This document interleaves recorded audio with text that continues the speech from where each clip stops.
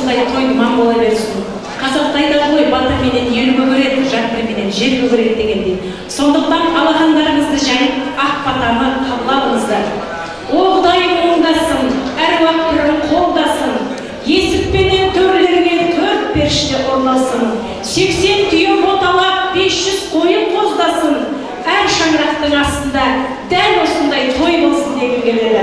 Айналайын қарақтар, әрбір шаңырақтың астында есікпенен төрлеріне ақ шашу шашылып, той-тойға ұласа берсін. Екі жас бақытты болып, ғұмыр жастары ұзақ болып, өбірлі-шүбірлі болып, таудай талап бергенше бармақтай бақ берсін дейді. Сол бақты бастарына қондырып, Алла Тағала биіктен самғата берсін қарақтар. Бақытты болыңыз. Құда жаман жасасын. Есендікте саулықта өтсін өмір жылдарымыз толы болып байлықта. Енді тағы да айта кетелік, бұрынғы соңының жолы бар. Кім алып кетпейді, енді қалмағын беріп кету керек, тапсырып кету керек. Соған рұқсат етіңіздер.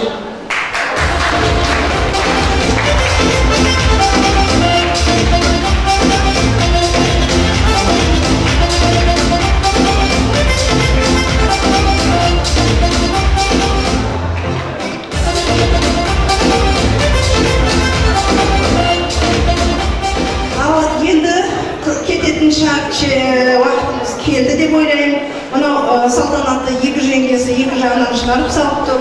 Біз жақтан екі жеңгесі қабыл алсын. Соны енді сіздермен қоштасар сәт келді. Тойда жол болайық. Бәрекелді, рахмет. Құдағиға, Құдағи енді қатты асып тұршы. Дұрыс, Құдағи. Сіздікі бәрі орынды. Мына сый құрметтеріңіз бұрынғының соңғы жолын жалғап жатыр, рахмет. Ал енді той иесі. Ас иесімен тәтті дейді. Мына салтанатты қызды өсіріп, мәртебе, қанатқа қақтырмай, тұмсыққа шоқтырмай, өсірген, түн ұйқысын мың бөлген, ардақты ата, ана, әдемі батасын берсе дейміз. Одан кейін үлкен әулеттің көзі, әулеттің үлкен анамыз бата берсе, содан кейін рұқсат береміз дейді Құдағи. Мына енді бүгін толқып тұрған ардақты аға. Аяулы ана, келіңіздерші ортаға, еліңіздерші. Әке асқарда ана бауырындағы бұлақ десе, Қалыбек ағамыз бен Сәуле анамыздың, ардақты ата анамыздың әдемілебізін батасын алайық. Мінекей бүгін шында да әр ата-ананың армандайтын, әр ата-ана өз баласына бақыт тілейтін тарихи сәт. Ол жалғыз бізге емес, мынау ат дөңгеліндей менің қайран қазағыма, әр менің қазағым жалғызым болсын, 18 миллион халыққа лайық құрмет. Сондықтан мен сол 18 миллион қазақтың атынан атты сөйлегім келіп отыр. Қазақ өмір бақи азап көрді. Енді қазақ бақытқа лайық. Қашанғы біз жоңғардың, орыстың, қоқанның хандығында илеуінде болып, тек қана азап көрдік. Енді қайран қазағыма жақсылық, бақыт, байлық, осындай той тілеймін. Сондықтан бүгінгі келіп отқан барша қазағым, бүгінгі менің тойым емес, тойларыңыз құтты болсын. Көкейде айтылар ой көп секілді, бірақ кім қалай қабыл алады? Оған мен шүбә келтірмеймін. Әркімнің ұл қызы бар. Осындай тойды көргісі келеді. Осындай құдалар мың жылдық құданы көргісі келеді. Қазақтың ата дәстүр салты бойынша құда келтір, қыз ұзат дейді. Сондықтан біз бүгін Мәзбаевтар әулеті жалпы мынау ұлы жүз бақыттымыз.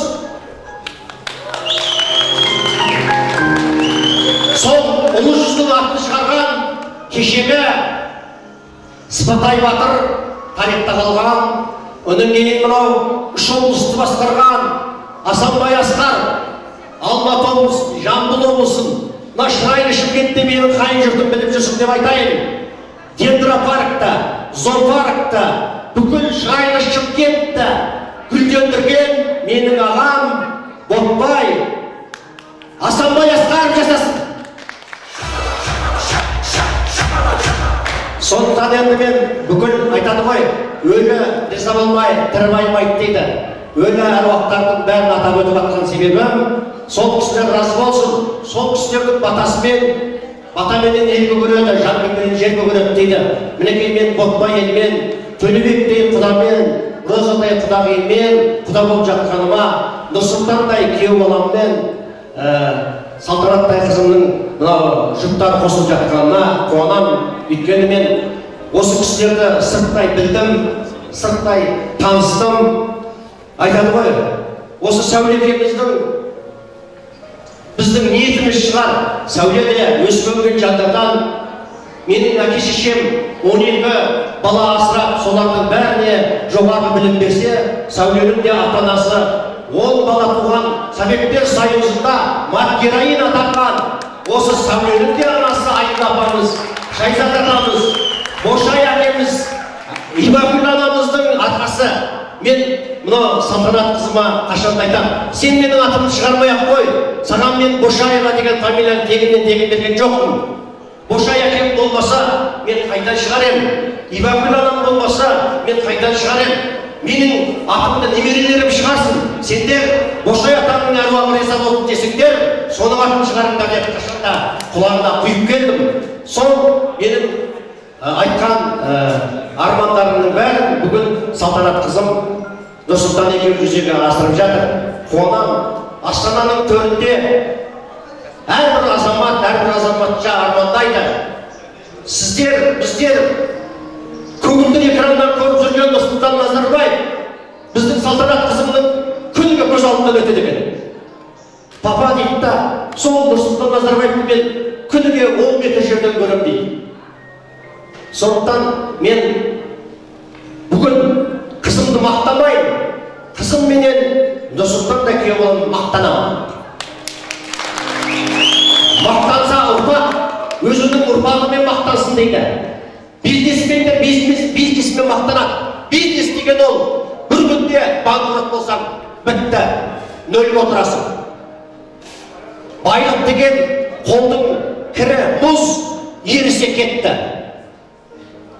Кезінде мына Қорғайда үлкен айтыс болыпты. Сонда Қорғайда бір ақын сол Қорғайдың байының 500 жылқысының бір жылда 500 құлын туғанын мақтан еді. Сонда біздің Байзақ ауданынан барған Байзақ Тартқанның ұрпағы болу керек, ақын айтыпты. Сен мақтансаң ұрпағыңмен мақтан. Біздің Мәмбет Батырдың 15 ұлы болған, 15 ұлынан 500 ұрпақ тараған деді. Сонда Қорғайдың ақыны жеңіліпті. Малмен мақтануға, бизнеспен мақтануға, байлықпен мақтануға керек емес. Тек қана мақтансаң ұрпағыңмен мақтан. Нұрсұлтан Назарбаевтың өзі айтты ғой, самый надежный бизнес – это вложение своим детям деді. Сондықтан біз сәулегеміз өзіміз кезінде аш құрсақ болсақ та тойға бара алмадық, ел ұсақ ойлап күліп жүре алмадық, бірақ біз соңғы тиынымызды осы балаларға былай жетеді. Өзіміз ішпесек те жемесек те, осылар жесін, осылар киінсін, осылар жүрсін деді. Бірақ сол Сәуле, сенімен менің арманымыз ақталды. Сәуле айтады, Қалбек, сен көп нәрсені болжай бересің, көп нәрсені армандай бересің, ол бола ма, болмай ма, бұл Құдайға белгілі ғой дейді. Мен айтам, ниетің түсі болса, армандар орындалады. Соған ниет қылып ұмтылу керек. Мынау необитаемый островта бір адам отырған екен.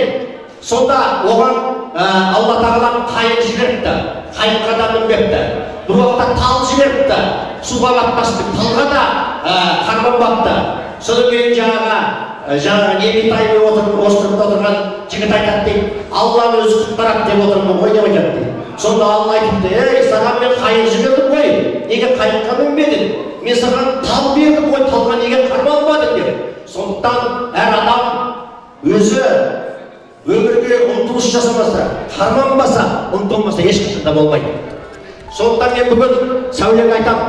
Мінекей, кезінде Сәуле айтушы осы біздің де балаларымыз бізді үлкен тойларда жарыққа шығарып қуантар ма еді деп.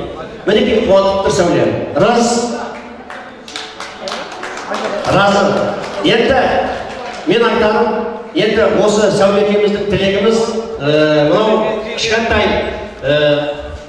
ақ қағаз бетінде түсірген тілегім, соны қабыл алғайсыздар. Салтанат қызыма тілек. Әуелі Алла, разы бол қалқам, өсірген ата-анаңа, бала шағыңнан білімнің нәрін сіңірген сенің санаңа. Өмір дегенің таусылмас күрес, салмақта түсер санаға. Болашағыңды ғылымнан ізде, еңбегің кетпес далаға. Өмір деген алып кеменің жолаушысы болғай бақытты. Алдыға ұмтыл, биікке самға өткізіп алмай уақытты. Дұшпан күлдіріп, жылатып айтар дос кейде, саналы бала ата-анасынан тәрбие көрмеспейді. Налыма бізге қаталдау болсаң қарағым, заманға лайық алғыр боп өссін, болмасын дедік пәскеуде. Қажымас қайсар тегіңе таққан, өр мінезің бар өзіңде. Жаратқан Аллам күш-қуат берсін қиындықтарға төзуге. Биік мақсатқа жетемін деумен харекет еттің кезінде. Ысырып тастап балалық шақтың бал күнін бой алдырмадың да сезімге. Балапаным-ау, ұяңды тастап ұшқалы тұрсың мәңгілік мекеніңе. Көнеміз дағы анашың менен тағдырың солай екеніне. Арайда батсын әр таңың, гүлі боп жүргін қарсы алған сол бір ортаның. Абыройны бол қарағым, өзіңе сенім артамын аударшы. Құлағына құйып алған өлең көп айтқан сөзімді, бұлайғы өмірде дос түгілі дұшпаның да мойындасын өзіңді. Балапаным-ау, бақытты бол барған жеріңде, ата-анаң саған тілекші болар өмірде. Ешқашан жаным қаяу түспесін көңілге, бақытты бол өмірде. Ал енді бүгінгі тілектің 90 ауыз сөздің тобықтай түйінін қоятын осы жерде біздің Мәзбаевтар әулетінің үлкені, қазіргі біздің Сәуле екеуміздің бүкіл Мәзбаевтардың ата-анасы Қалдыбек Мазбаев кезінде самбодан Қазақстан чемпионы, оның ұлы Нұркен Мазбаев та футболдан чемпион. Бұнау кезінде Қалдаяқ бұлай деп айтыпты. Домбы әулетінде, Домбы деген Қалдаяқтың әкесі ғой. Домбы әулетінде екі нәрсе өлмейді деп. Оның бірі ұсталық. Қалдаяқтың әкесі темір ұстасы болған екен. Екіншісі әншілік депті. Мен бұлай деп айтарым, біздің Мәзбаевтар әулетінде екі нәрсе өлмейді. Өнер және спорт. Спорттан биік шыққа жеткізген, Мәзбаевтың атын шығарған біздің атамызды. Мәзбаев Нұркен үшін бір қол соғып қойыңдаршы.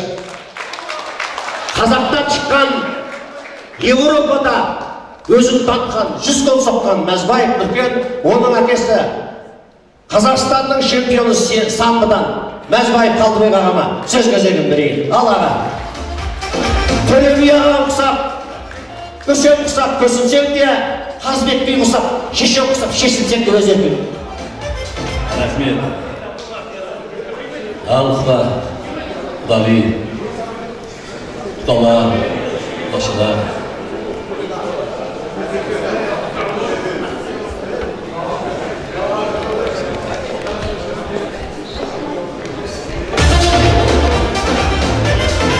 Құрметті құдағилар, енді қазақтың жолымен жаңа сырға салу бәрін жасап жатсыздар. Сол өлтірәк деген екі кісіге біздің де ізет ниетіміз бар. Соны қабыл алсаңыздар.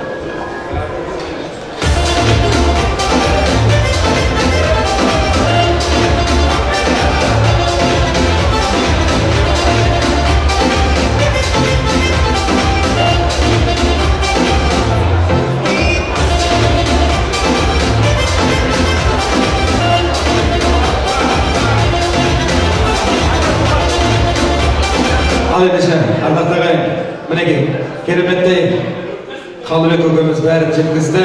Ал енді Қалдыбек атамыздың батасын алайық. Рахмет. Ал қарақтарым, Нұрсұлтан, Салтанат, жаңағы үшірде жаңаларың, жаңа құламыз, әкелерім, Қалдыбек жақсы тілектерін айтты. Баталарын берді, оған қосылудың өзі де өте қиын. Бірақ та батаның артықтығы болмайды. Жаңа айтып отырмыз ғой. Осы жерде біз ең бірінші келген кезде мен айттым, біз бөтен емес екенбіз. Өйткені бізді өсірген, тәрбиелеген, біздің осы күнге жеткізген, бізді әкем бір жасында жетім қалған, анасынан да шешесінен де ажырап. Сол бір жасында ол кісілерді асыраған Мәзбай деген шал, ол Шымыр. Оның кемпірі бізді асыраған Күнбала деген апаңыз, ол Жаныс. Сол Жаныс елінде тұрып біз Шымырға тәрбиелеп, біздің фамилиямызды Мәзбай қылып жүрген сол. Балалар түсінбей қалған ғой, бұлардың Шымырдың несі, Жаңабай несі деп. Әрине, бәріміз Шымыр да, Жаңабай да, Ботбай да, Бәйбектен тараймыз. Бабаларымыз бір, бөліп жармаймыз. Бірақ та біз Қалбектің өзінің тілеуі бар ғой, жаңа айтты ғой, тілеуі сондай еді деп. Бірінші біздің күйеу баламыз әселіміздің жолдасы, о да Шымыр. Оның кейінгі мінекей Ботбай еді, екеуі егіз ғой, одан Қалбектің өзінің тілегі сондай болу керек. Былайша айтқанда өзінің бауырлары, күйеу балалары өзінің бауырлары болады. Осы жерде жаңа көптеген жақсы тілек айтты. Солардың Ботбаймен жаңағы ағамыз халыққа еңбек сіңген, былайша айтқанда халық қаһарманы деп айтуға болады Асанбай Асқаровты. Ол кісілердің бауырлары. Соған байланысты мен бір ауыз сөз айтқым келеді маған. Салтанат. Нұрсұлтан бүгін жаңа менің күйеу балам Қызылордадан келген Нұржан айтты ғой, бүгін президенттің туған күні, президенттің атын алған бүгін Нұрсұлтан да мұнда туған күн деп. Яғни туған күн деген сөз ең бақытты күні. Менің ойымша адам үш нәрседен қателеспеу керек. Бірінші жар таңдаудан, екіншісі мамандық таңдаудан, үшіншісі дос таңдаудан. Менің ойымша сіздер қателеспеген сияқтысыздар. Мамандықтарың да, жарларың да, жолдастарың да жақсы. Айналайын, менің қарақтарым айтайын дегенім бірақ сөз, сол Асанбай Асқаровты тәрбиелеген, сол кісінің менің анам сол Асанбай Асқаровпен бөлек. Мен бағана бекер айтқан жоқпын, мен шешем сәл түсіндім. Сол жан совхозында сол менің анамның анасы сенен айырмай, Салтанат, сүрінген сендей. Мен ол кісіні көрдім, тәрбиесін көрдім, тәрбиесін алдым. Денесі де, келбеті де, ақылы да, іскерлігі де, жылдамдығы да тұры өзің. Ол кісіні аты Тотай еді. Елдері ол кісіні Тотай деп атамайтын, Тотияйын дейді. Тотияйын деген түскен жері күйдіріп жібереді. Сол Асанбай Асқаровты жас кезінде емізген. Маған өндір айтатын, мен Асанбай Асқаровтың анасы екенбіз. Бірге өмір сүрдік, қатар жүрдік. Қазақстан айтады ғой, кейбір кезде емізуге тура келеді. Бұл кезде жағдай сондай, сонда Асанбай Асқаровты мен емізген деп. Міне сол апағының сен тұқымысың. Тұқымы болғанда да басқа қыздардың ішінде ерекшесің. Өйткені ешқайсысы түрі де, келбеті де ешкімге тартпаған, сол кісіге. Сондықтан сол ағаларыңның рухтары, әруақтары қолдап жүрсін, Нұрсұлтан екеуіңді. Анау қазақта сөз бар ғой, болмасаң да ұқсап бақ дейді. Нұрсұлтан да мамасы жаңа айтты ғой, не үшін Нұрсұлтан деп қойды? Заға мен осы өзім сондай бір шымжылып отыр. Менің алғашқы немерем, Нұркеннің баласы да Нұрсұлтан. Бәріміз сол кісіге ұқсаса екен. Сол Нұрсұлтанның үлкен азамат болса екен деп барлық ата-аналардың тілегі. Сондықтан ойлаймын, құрметті құда, сіз де бақыттысыздар. Сондай Нұрсұлтандай деп қойған біз де бақыттымыз. Мінекей сол Алланың өзі көз тура болсын. Балаларымыз сол үлкен ағасына ел басқарған көсемімізге тартып өссін. Ал енді жаңа айтып кетті ғой. Папам да жақсы айтты. Барлығы айта берсе сөзге шыққан жерін көргені жақсы көш бастайды дейді. Шыққан жерін белгілі, шыққан жерін жаман емес. Өйткені жаңа толқын Қызылордадан келді. Былтыр Назарбаевтың Ақбатасын алды. Жақында 6-шы маусым күні Астанада пирамидада өзінің творчестволық кешін өткізді. Оған бүкіл Қазақстанға қол соқты. Оның барлығы тегінен емес балам. Өйткені мен айтайын деген бір ауыз сөз.